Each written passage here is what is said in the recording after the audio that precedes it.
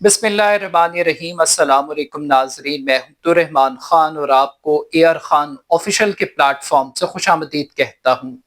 नाजरीन, ट्रंप और पुतिन की मुलाकात रूस यूक्रेन जंग को खत्म करवा सकेगी। अमेरिका और रूस एक दूसरे से क्या चाहते हैं, ट्रंप और पुतिन एक दूसरे को क्या दे सकते हैं, आज के इन मुज़ाकरात के भारत पर क्या असरात मुरतब होंगे। अगर ये मुज़ाकरात नाकाम हुए तो इस नाकामी के यूक्रेन, यूरोप और आलमी सियासत पर क्या असरात मुरतब होंगे, आज के इस वीलॉग में इन चंद बुनियादी नुकात पर हम बात करेंगे। मीडिया रिपोर्ट्स के मुताबिक आज अमरीकी सदर पुतिन के साथ मुलाकात करेंगे और ये मुलाकात रूसी सदर पुतिन की ट्रंप के साथ अमरीकी रियासत अलास्का में होगी। और अलास्का के हवाले से मैं सबसे पहले आपको ये बैकग्राउंड बताता चलूं कि आज की मुलाकात का वेन्यू बजाते खुद एक तारीख रखता है। अमरीकी सदर एक ऐसी रियासत का इंतखाब किया उन्होंने पुतिन से मिलने के लिए जो 19वीं सदी में रूस से बाकायदा तौर पर अमेरिका ने खरीदी। और अगर अलास्का और रूस का फासला देखा जाए तो ये 90 किलोमीटर का फासला बनता है, यानी कि पुतिन को कुछ ज्यादा सफर नहीं करना पड़ेगा अमरीकी सरजमीन पर कदम रखने के लिए। और आज का ये वेन्यू इसलिए भी रखा गया है क्योंकि ट्रंप और पुतिन दोनों दुनिया को एक पैगाम देना चाहते हैं कि सरहदें तब्दील होती रहती हैं, यानी कि अलास्का एक जमाने में रूस का हिस्सा थी और आज वो अमेरिका का हिस्सा है। तो ये बॉर्डर्स परमानेंट नहीं होते, ये भी एक मैसेज है बाकायदा तौर पे। अब आज ये ट्रंप और पुतिन की जो मुलाकात है, इस मुलाकात के हवाले से बहुत सारी प्रेडिक्शंस की जा रही हैं, बहुत सारी कयास आराइयां की जा रही हैं। चलने से पहले ट्रंप ने भी कुछ इंटरव्यूज दिए हैं, कुछ मीडिया टॉक्स की हैं। उन मीडिया टॉक्स के हवाले से ट्रंप तो ये कह रहे हैं कि वो 2 मिनट के अंदर फैसला कर लेंगे कि आया मुज़ाकरात कामयाब होंगे या नहीं होंगे, क्या अगली मुलाकात होगी या नहीं होगी। बाय द वे ट्रंप कुछ इस किस्म के मैसेजेस दे रहे हैं कि वो ज्यादा होपफुल नहीं है। एक तरफ वो कहते हैं कि मुझे लगता है कि पुतिन बाकायदा तौर पर एक अमन मुआहिदे के लिए तशरीफ ला रहे हैं, मगर दूसरी तरफ वो ये समझते हैं कि शायद ये इतना आसान काम नहीं होगा। तो एक तरफ वो एक्सपेक्टेशंस को बढ़ा रहे हैं और दूसरी तरफ वो कम कर रहे हैं। अब हिस्टोरिकल बैकग्राउंड के अंदर देखा जाए तो रूस यूक्रेन जंग को तकरीबन 2 साल का अरसा हो चुका है। इस पूरी जंग के दौरान हमने अमेरिका के अंदर एक पॉलिटिकल चेंज देखी। एक टाइम बाइडन का था, अब बाइडन ने पूरी सपोर्ट की यूक्रेन की, असलहा दिया, लॉजिस्टिक्स दिए, फंड्स दिए, यूरोपीय यूनियन की बाकायदा तौर पर पूरी सपोर्ट की और इस जंग के अंदर बिल्कुल वो यूक्रेन के साथ खड़े हुए दिखाई दिए। मगर जब ट्रंप आए तो ट्रंप ने अपनी इलेक्शन कैंपेन के दौरान ये स्लोगन लगाया था कि वो 24 घंटे के अंदर रूस यूक्रेन जंग को खत्म कर देंगे। वो पुतिन को अपना दोस्त समझते हैं और वो उस दोस्ती के कैनवस को इस्तेमाल कर रहे थे अमन के लिए। लेकिन अभी तक ट्रंप को इस मामले में कोई बड़ी कामयाबी नहीं हुई। हमने ये देखा कि ट्रंप ने सबसे पहले आते ही यूक्रेन के सदर की खिंचाई की और भरपूर की, और उसको बाकायदा तौर पे व्हाइट हाउस में बुलाकर जलील किया पब्लिकली, और उसको ये कहा कि वो ये जंग हार चुका है और उसने बहुत ज्यादा नुकसान कर दिया, वो जीत नहीं सकता। और यूरोप के ऊपर बहुत ज्यादा गुस्सा किया और ये कहा कि यूरोप अपनी फंडिंग इस काम के लिए इस्तेमाल करे। तो बाकायदा तौर पर बड़ा प्रेशराइज किया, और जब ये प्रेशर डला यूक्रेन के ऊपर तो इससे जो रूस की पोजीशन है वो बहुत बेहतर हुई। कुछ लोगों का ख्याल ये है कि ट्रंप ने पुतिन की पॉलिटिक्स को आलमी सियासत में जिंदा कर दिया। कुछ लोग ये समझते हैं कि रूस की जो आलमी तन्हाई थी वो ट्रंप की वजह से, उसके इनिशिएटिव्स की वजह से वो बेहतर हो गई है, उसका इमेज बहाल हो गया, इंटरनेशनल पॉलिटिक्स में आने का रास्ता खुल गया।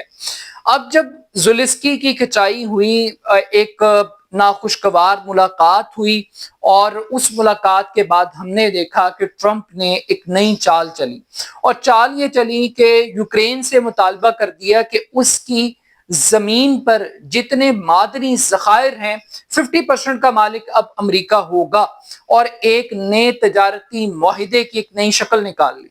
अब अमेरिका का इंटरेस्ट यूक्रेन की सरजमीन में मादनियात को दरियाफ्त करना है और इस मकसद के लिए अमेरिका ये चाहता है कि हर कीमत के ऊपर ये जंग खत्म हो और इस जंग के खत्म होने से वो मादनियात भी मिल सकती हैं, दुनिया में अमन भी आ सकता है और फिर एक बड़ा मिशन है ट्रंप के सामने। ट्रंप अपने आप को अमन का अलमबरदार करार देना चाहता है। ट्रंप ये बताना चाहता है कि वो नोबेल पीस प्राइज के लिए बेस्ट कैंडिडेट है। उसने पाकिस्तान और भारत की जंग को खत्म करवाया है, उसने ईरान की जंग को ब्रेक लगवाई है इसराइल के साथ, उसने कंबोडिया के दरमियान जंगबंदी करवा दी, उसने आजरबाईजान और आर्मीनिया के दरमियान जंगबंदी करवा दी। तो ये एक बहुत बड़ा तनाज़ा चला आ रहा है जिसकी बुनियाद बाकायदा तौर पर उसको अब खत्म करने की कोशिश की जा रही है। लेकिन क्या वो खत्म कर पाएंगे? अब तक वो फेल क्यों हुए, ये समझना भी बड़ा इंपॉर्टेंट है कि ये सक्सेस अब तक मिल क्यों नहीं सकी। ट्रंप के इस डेलीगेशन के अंदर तकरीबन 16 से जायद डिप्लोमेट्स की, पॉलिटिशियंस की एक बड़ी स्ट्रॉन्ग टीम वो ट्रंप के साथ है। लेकिन ये कहा जा रहा है कि शायद जो पहली मुलाकात है उसमें एक मुतरजम होगा, ट्रांसलेटर, और फिर उसके बाद ये चीजें आगे बढ़ेंगी। ये जंग बंदी क्यों नहीं हो पा रही, क्यों कन्विंस नहीं कर पा रहे ट्रंप को अभी तक कामयाबी क्यों नहीं मिली, इस बात को समझना बड़ा इंपॉर्टेंट है। इशू ये है कि रूस ने यूक्रेन के ऊपर हमला किया और इस हमले की वजह यह थी कि नेटो के अंदर वो शमूलियत के खिलाफ था यूक्रेन की और वो कहता था कि नेटो हमसाया नहीं बन सकता रूस का, और उसने उसके ऊपर चढ़ाई कर दी। अब जब चढ़ाई की तो आज भी यूक्रेन की एक बहुत बड़ी इलाका, एक पूरी पट्टी वो बाकायदा तौर पर रूस के कब्जे में है। अब रूस ये कह रहा है कि वो किसी भी कीमत पर इन इलाकों को वापस नहीं करेगा। अब ये इलाके रूस का हिस्सा है और वो इन इलाकों का कब्जा वापस नहीं करेगा, जबकि यूक्रेन ये कहता है कि वो किसी भी कीमत पर अपनी सरजमीन से दस्तबरदार नहीं होगा। पहले तो ट्रंप ने पुतिन की साइड ली और ये पैगाम दिया यूक्रेन को कि उसको अपने इलाकों से दस्तबरदार होना पड़ेगा इस जंगबंदी के लिए। अगर वो नहीं होगा तो अमेरिका अब यूक्रेन को ना असलहा देगा, ना फंड्स देगा, ना सपोर्ट करेगा, और जो करना है अब यूक्रेन को अपने बलबूते पर करना है या यूरोप को करना है। इससे यूरोप के और अमेरिका के ताल्लुकात खराब हो गए, यूक्रेन के ताल्लुकात अमेरिका के साथ खराब हो गए। फिर हमने देखा कि अचानक से पुतिन भी ट्रंप को बुरा लगने लग गया, ट्रंप को पुतिन पर से एतबार उठ गया और उसने दोबारा से अपनी स्ट्रैटेजी को चेंज किया और वो यूक्रेन के पीछे आके खड़ा हो गया और उसने दोबारा से सपोर्ट का आगाज कर दिया है। अब क्या आज की इस मुलाकात में पुतिन उन इलाकों को वापस कर देंगे जो यूक्रेन की मलकियत थे, जो यूक्रेन की टेरिटरी के अंदर आते हैं?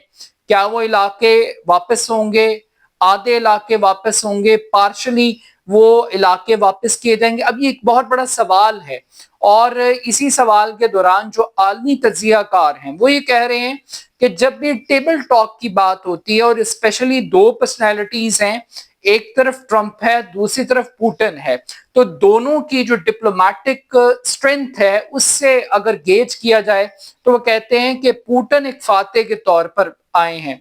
पुतिन के पास हारने के लिए कुछ नहीं है और ट्रंप के पास हारने के लिए बहुत कुछ है और ट्रंप कुछ ज्यादा नुकसान अब रूस को पहुंचा नहीं सकेंगे। कुछ लोगों का ख्याल है कि अगर ये मुज़ाकरात नाकाम होते हैं तो इस नाकामी का नतीजा ये होगा कि पूरे यूक्रेन के ऊपर रूस का कब्जा हो जाएगा और रूस फिर वाज़े तौर पर slow and steady wins the race की फिलॉसफी के ऊपर चलते हुए वो पूरे के पूरे यूक्रेन के ऊपर कब्जा कर सकता है और अब अमेरिका रोक नहीं पाएगा।